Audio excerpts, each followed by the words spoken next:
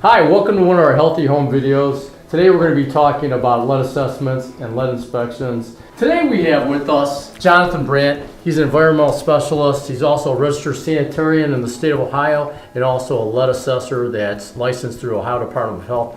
Welcome. How you doing, Tony? Nice to be here.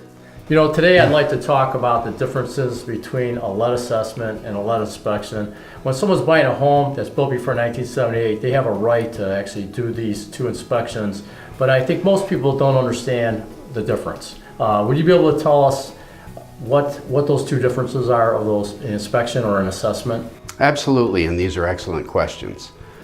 A lead paint inspection is a very in-depth view of a home. It's done by a special instrument.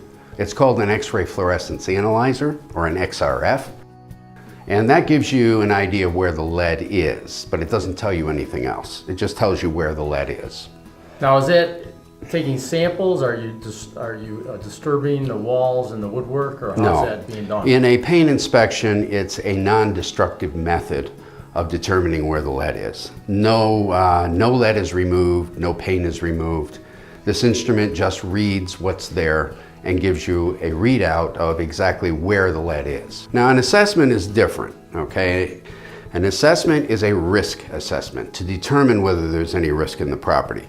And this is done by examining the surfaces for disturbed or damaged paint. And that's specifically the only thing. So an assessor is going to go through the entire home inside and out to determine whether there's any paint that might be a hazard. The only test that's done is a dust wipe analysis, but we take samples of unstable paint and we send those to a lab, and the lab will tell us how much lead is in that paint, if any. The big thing is dust, because dust affects children. Used to be people thought paint chips were eaten. Yeah, you always think of a little kid being left alone eating paint chips. Right, that's really not the case. It's a hand-to-mouth issue with the lead dust in the home. Okay, great. Could you show us how that's done? Excellent. Let's take a look at this window over here. Jonathan, we're in a home here that's built for 1978. It has the original seat and leaded glass cabinets. What kind of hazards do you see? Tony, that's a very good question. We have a window here, and this is where most of the hazards occur. Now, if you look at this tract here, which we call the frame, you can see that this paint is alligatored. Now, we don't know that it's lead, but we're going to take samples of that, send them to a lab to determine that. Great. The big issue here is this area here and this area here. This is called a window trough, and of course this is a sill, and this would be a seat.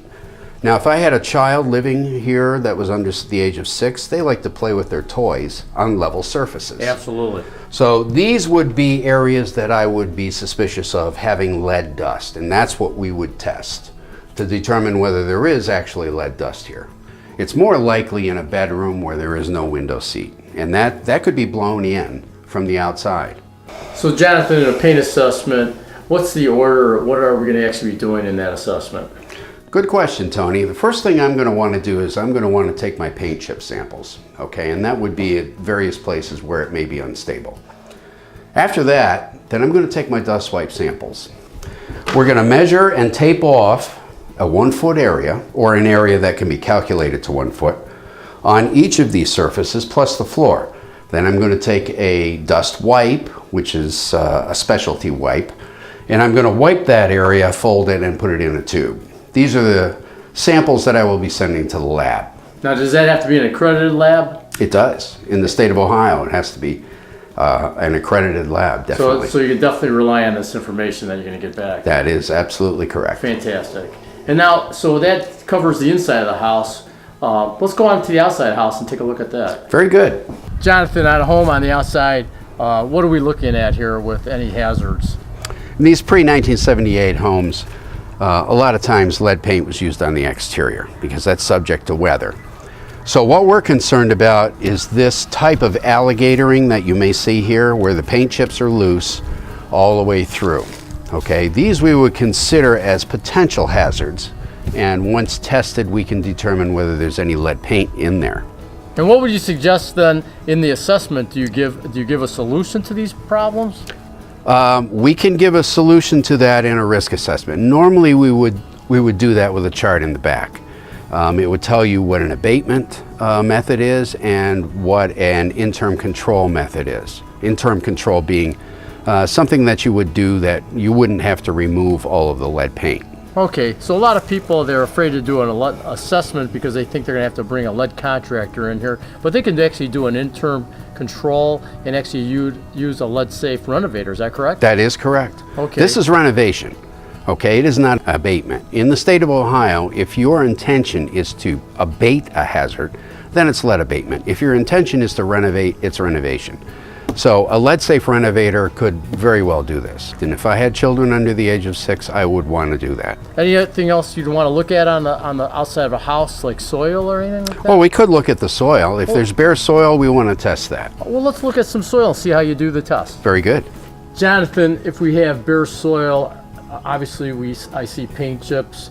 Is that part of the hazard of lead-based paint? It would be on a residential property because what we want to do is keep anything that might influence a child from getting into their body. Now, in a bare soil area, if a child plays in there, obviously they're going to get dirty, and that dirt may be transferred by hand to mouth. So you want to make sure that doesn't have lead in it. So could you show us how you would actually test for lead in the soil? All right, what I'm concerned with here is the top 1 inch of soil. Unless this has been tilled, which it obviously has not. Lead is, again, heavy, but after years of scraping here, it's going to stay on the surface within the first 1 inch. So I'm going to take my tube and I'm going to cut out a sample here. And what I want to do is I want to take a composite soil sample. So I'm not going to take just from there. I'm going to take over here where there's obviously bare soil as well, and we can take 2 to 5 samples here. So I'm going to be nice, or just take 3 samples, and there we have it. Now we'll label this and send it to a lab to determine whether there is any lead paint in here. Jonathan, if the tests come back and the soil is contaminated with lead, what could be done so that the transaction could still move forward? What interim controls could be done?